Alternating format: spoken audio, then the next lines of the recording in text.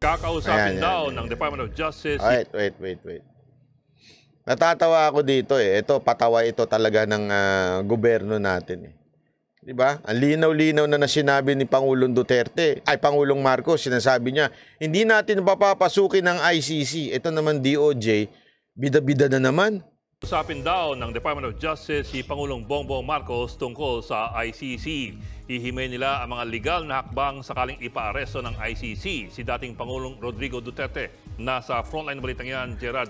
Ayan no, eto hindi ko alam kung anong nasa isip ng DOJ. Sinabi na ng Pangulong Marcos, walang jurisdiction, wala dapat gagalaw sa gobyerno tungkol dito sa ICC. Tapos itong DOJ magbibigay ng briefer. Ito po ang option, Mr. President, pagka nagbigay ng warrant ang ICC. Hindi ba kayo nakikinig sa Presidente? Sinabi niyang hindi niya nga papapasukin yan. Do not coordinate, do not do anything about it. Ang sagot nyo. Ito po ang briefer. Ito po ang option natin pagka nagkaroon po ng warrant ang ICC. Si Utoy talaga no? Ano yan? Bida-bida ka? Porket yung sekretary ninyo medyo hindi na mahagilap? Ikaw na ngayon ang bida-bidang aasal sekretary dyan? De La Peña. Ilalatag ng Department of Justice ang bawat legal option ni Pangulong Bongbong Marcos tungkol sa mga isyong may kaugnayan sa International Criminal Court o ICC. Kabilang na riyan ang posibleng paglalabas ng ICC ng arrest warrant laban kay dating Pangulong Rodrigo Duterte. Di ba, kunwari, inutusan ka na ng Presidente, walang gagalaw, wag, wala tayong kinaugnayan dyan, na sino mang gumalaw dyan. Di ba? Yun na sinabi ng Presidente.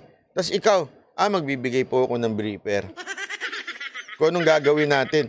Wow! Dinaig mo pa, Presidente, Utoy.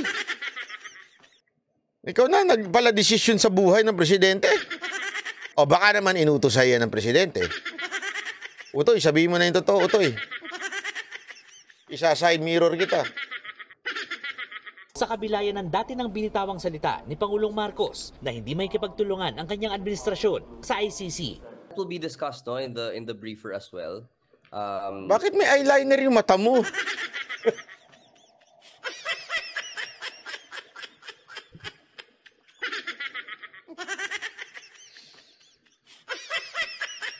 Utoy! The pros and cons of each of those options, and siguro ang masasabi ko lang is there is no clear direction with regards to any of these options except No clear direction? Bungol ka ba? Anong no clear direction? Ilang beses na sinabi ng Presidente yan. Hindi ka nakikinig? Ilang beses na sinabing hindi tayo makikioperate. Walang pwedeng gumalaw. Tapos sasabihin mo, walang clear direction sa inyo?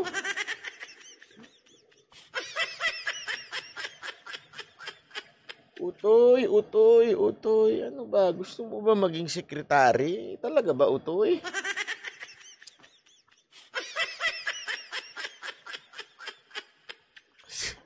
Grabe ko naman, Jeko Latigo. Wag ganun! Grabe si Jeko Latigo. Si Utoy talaga, that right now the stance is that we will not coordinate and cooperate with the ICC. Patuloy na Yung pala, ba't kailangan pa ng briefer? Ba't ba kailangan ng options? debatihan kung may jurisdiction ng ICC sa Pilipinas dahil nangyari ang mga patayan sa drug war ng nakarang administrasyon noong panahong ICC member pa ang ating bansa. 2018 nang kumalas ang Pilipinas sa ICC kung kailan gumugulong na ang investigasyon. Minsan nang nabanggit ni PBBM na pinag-aaralan ng posibilidad na bumalik ulit ang Pilipinas sa ICC.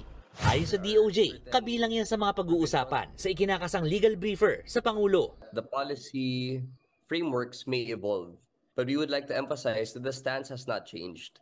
Ayon sa isiniwalat kahapon ni dating Senador Antonio Trillanes, ang inaabangang ICC Ang weird mo, Utoy.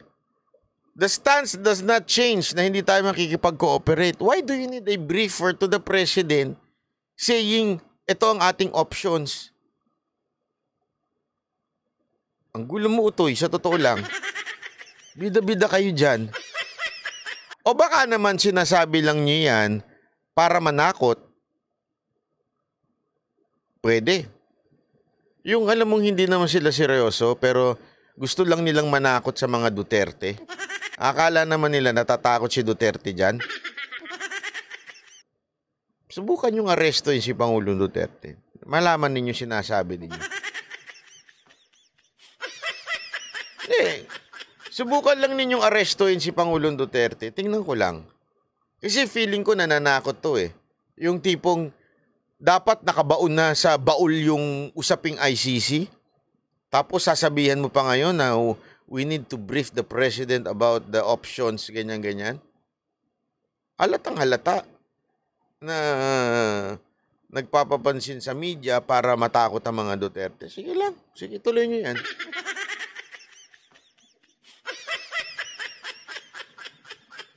Tingnan ko lang kung sige. Sige nga. Kung talagang matapang ka, arestuin niyo si Pangulong Duterte, ha? Tingnan natin.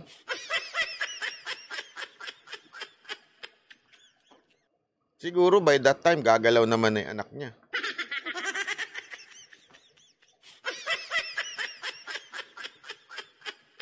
Si Areswaran laban kay dating Pangulong Duterte ang dahilan kaya mayroon umanong gustong mapatalsik sa pwesto si Pangulong Marcos.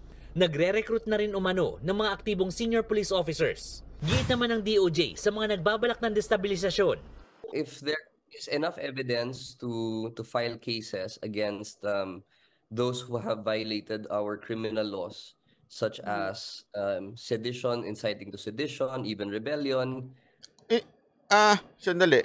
Hindi kaya ako nagtatanong lang ako, Utoy, hindi kaya naboboard na kayo dyan sa DOJ? Dahil wala ka ng trabaho kasi yung amo mo missing in action na. Kaya tuloy, alam mo yun, wala ka lang magawa. Gusto mo magsalita. Kaya nagsasalita ka sa media. Hindi kaya ganun, Utoy?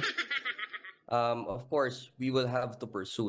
Nagbabalita mula sa frontline, Gerard de la Peña. Hindi kasi ang gulo ng statement hindi mo makiintindihan yung stand. Hindi, wala naman talaga our policy does not change. But we will be briefing the president on our opinions.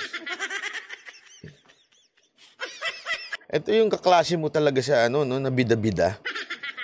Yung ano mo yun, everything is okay.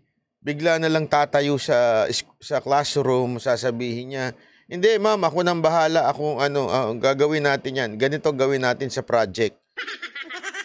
Yung wala naman kayong project, pero gusto mo magkaroon kayo ng project. Bida-bida. Ganun ba? Ever Bilena pa naman yung eyeliner niya. Paano mo nalaman?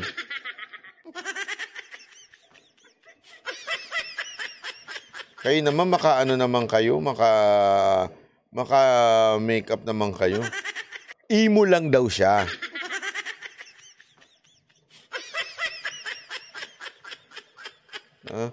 Ikaw ba naman may malaking sahod, sabi?